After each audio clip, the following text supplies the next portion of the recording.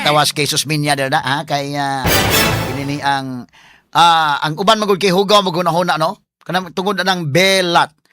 Ug Tagalog magud na naghimo na sila chika dili man na hugaw. So maingon ang uban na kamo la hugaw lagi mo na huna. Wa na ba?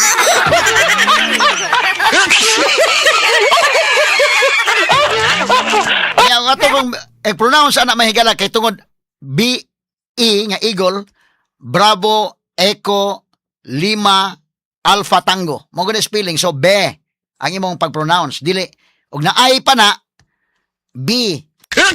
Straight to the point. Na mo ni mga kaigalaan nga pangutana ni Amy Marcos. Naa ba si VP Sara sa tapad ni Acosta nimo paghimo ini mga dokumento wa?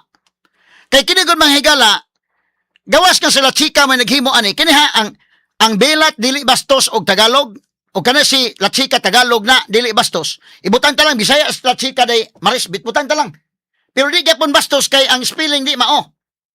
Ikaduha, maghatag ni mahigala og dugang huna-huna sa mga tao nga samot na nga way labot si Sara ani Inday Maris. Kay mo to kan Sara mo inanim binastos nga kun binastos magaling dili si Digong noon.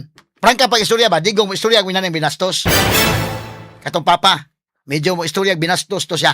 Pero pang masa, love siya sa masa kay ang masa gud mo lang magkatawa sa niya nga parihan na to ni ato gini. Parihag sinultian na to. Pero si Sara mahigala, nganla nimo Sara maldita, nganla nimo kuan, pero dili siya bastos ug baba Inday Manis. Ha? Disintig ba si Sara oy nga kanang kuan ang sinultian pino na ba? Lahi kayo opposite kay na Sara ug Digong sa sinultian. So mo na nga og kini nga pulong samot namin kang dili na kuan. Mo na ingon I mean naba si Sara ana sa imong tapad wa. So kini punto ba ni pangutanang Amy ha? Punto ni. Mo nang layo kay tinuod mahigalang imo inuwa ay tigi bulsang Sara. Wa man kay ang kwarta gikan sa bangko gihatag ni kanila chika sila chika na mo'y nag-implement dito sa ilang various confidential activities. Wa gani kakita Sara sa kwarta. Wa gani siya mahigala maka pag-prepare man dokumento wa siya. Ryan balik dong be para maklaro dong. Ryan so good niya ato na ipadayon-dayon kana mahuman. Sige. Okay na ka, Nems? Be, sige, thumbs up kung okay na ba? Kini may klaro yun. Sige, okay, proceed. Tignan ba niya yung bawat isa ng mga Okay, sige. Senator Judge Marcos is recognized. Magandang hapon po. Maraming salamat, Presiding Judge. At maikli lang yung mga tanong ko. Huwag kayong mag-alala. So, mula nung kinuha ninyo yung pera sa bangko at tinurn over kay Colonel La Chica, may pagkakataon ba na hinawakan yung pera ni VP Sara? Wala, ma'am. At masasabi mo ba kung nakita man lang kahit isang sentimo nung pera ni VP? Wala, ma'am. Pwede mo bang sabihin o alam kung kinuha, inangkin, inagaw ni VP kahit isang sentimo nitong confidential funds na to? Hindi ko nakita, ma'am. Ay, ganun pala eh. Pero ang alam ko, kanina sinabi mo, yung liquidation and supporting documents, ito ang responsibilidad ninyo na iprepara yung mga dokumento para sa COA at sa mga opisyal. Tama po ba? Yung mga documents, di ba yun ang trabaho mo bilang SDO? Kasali po yun, ma'am. Nung naghahanda ka nitong mga papeles na to, katabi mo ba si VP? Para tignan yung mga daan-daan, libu-libong mga dokumento tungkol sa confidential funds. Nandun ba siya? Wala po siya, ma'am. Nag-base lang po ako, ma'am, kung paano yun gagawin po doon sa GC, ma'am.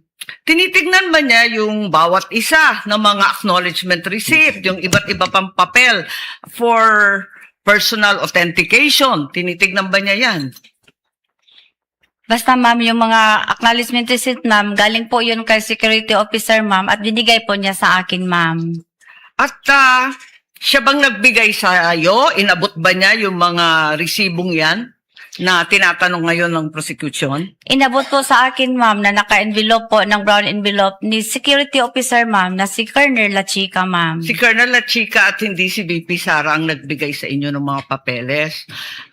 Siya ba ang kumuha ng mga signature nung mga nakapirma sa resibo? Si Colonel La Chica po ang security officer, ma'am, at siya po ang nag-implement, ma'am, ng mga various confidential activities po, ma'am, on the ground. May nakita ba kayo na may kaduda-duda, alanganin, kakaiba sa mga dokumento? Sabi ninyo, wala naman suspicious, irregular, or questionable, di ba? Kanina. Tama po ba yun? Doon sa mga dokumento, wala ka naman nakita na findings na may suspicious, irregular, or questionable, di ba? May ano po lang yun, ma'am, yung mga walang name, walang perma, walang date, at bini-verify ko po yun kay security officer po, ma'am, na si Colonel La Chica. So, pinuno ninyo to at tinama. Yung ba? At masasabi ba ninyo na alam ni VP Sara na may depekto? Alam ba niya na may kakulangan, may pagkamali sa mga supporting documents o hindi? Wala akong alam, ma'am. Last question na lang po, kumusta yung asawa ninyo na binisita ninyo? Alam ko, undergoing treatment sa Davao. Hindi po maganda, ma'am. I'm sorry. I'm sorry also, pinagdadasal Pakaila ko, namin ma'am. siya. I'm sorry. Thank you Sorry po. That will be all, presiding judge. Thank you, Senator Okay. Marcos. So mo na emotional sa katapusan kay pangutana siyang Amy Marcos kumusta imong bana nga nasa ospital na yung bana ni Gina Acosta. Pero bisag to sa ospital yung bana so disturb na Gina Acosta buto na naon nimo. To ang kuan gud sa ospital. Pero itubag niya okay man yan tubag. No?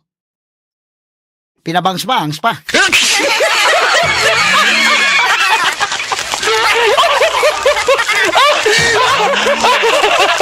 Ay, wag nila mapindawon sa Gina Acosta, pastila. Ako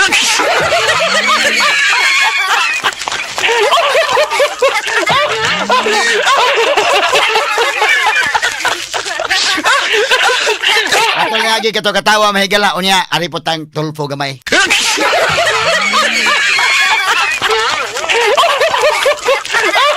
Now, ato ning hit isgutan mga kaigalaan kay Porbida. Kato si Erwin Tulfo, iyang ginganlan na Gina Acosta og mga panluluko ni. Ngano man tungod sa Bisaya.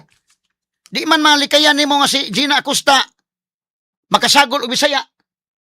Kay mo bitang gipangutana sa kinini ang recourse examination nga dito pa lang daan sa House Committee dayday sa iyang pag-imbestiga nakaingon na sa dito daan nga pwede ba yon honor nga magbinisaya ako. Nakaana na siya dito pa. So karon sa impeachment court kita karon pangutana Amy Marcos. Nakahila ko your honor. Bisaya na. Kayo ang Tagalog pa na makaiyak ako your honor. Ano sa tagamay tagaw gamay ki oy.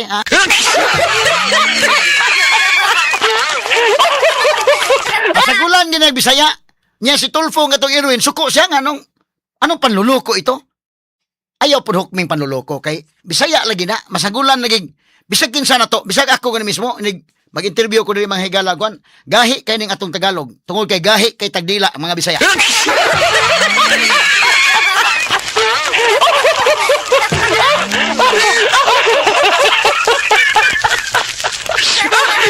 Kadto si Erwin gahapon mahigala si Rafi na sad ang kang Erwin ingon sa anong panluluko ito. Di man nimo makuha naandam man nimo tong recross dong names. Wala ka makaandam sa recross katong kang kuan. Na dito gipangutana ni Attorney Lindon mo to no nga ngano nga kuan dito palandaan sa House Committee kay ngano mo binisaya ana masagulan gi Bisaya dito pa lang sa ubos dito pa lang sa lower house palandaan daan na mga higala nga niingon si Gina Acosta pala dito nga pwede ba ko magbinisaya your honor. Nakaandam ka na to names. Katong sa kwanems.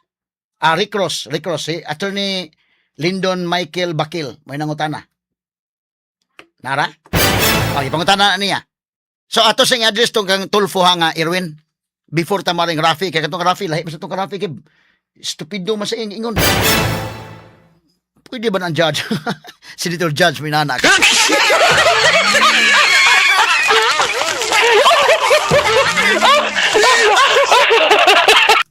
Gabiha Senator Judge ko ka. Sobral sa kayo ba? Yang ingan lag estupido. Kangil arasan. No. Unbecoming isip usa ka Senator Judge. Ayaw lang kanang bitir-mitiri lang gamay. Bahala og klaro kaing bias ka ron sa pero ayaw pod pagbuhig mga pulo nga kasama ning Erwin nga. Erwin Tulfo, anong panluluko? Ayaw, kay Bisaya man ikaw pod baya, Bisaya ba isa ka? Di dugay lang mo sa Manila. Kini mga Bisaya mahigala. Inig moadto tag Manila. Di gyud malikayan kini atong pag mahibaw-an kay yung Bisaya ka kay. Lahi lagi na itong sinultian pagka Bisaya ka naman ng kamot lang tag Tagalog ba pero may bawaan kayong Bisaya mo na sakay kong taxi dito inigsulti na ako magkasabot yung taxi driver nga taga saang probinsya ka sir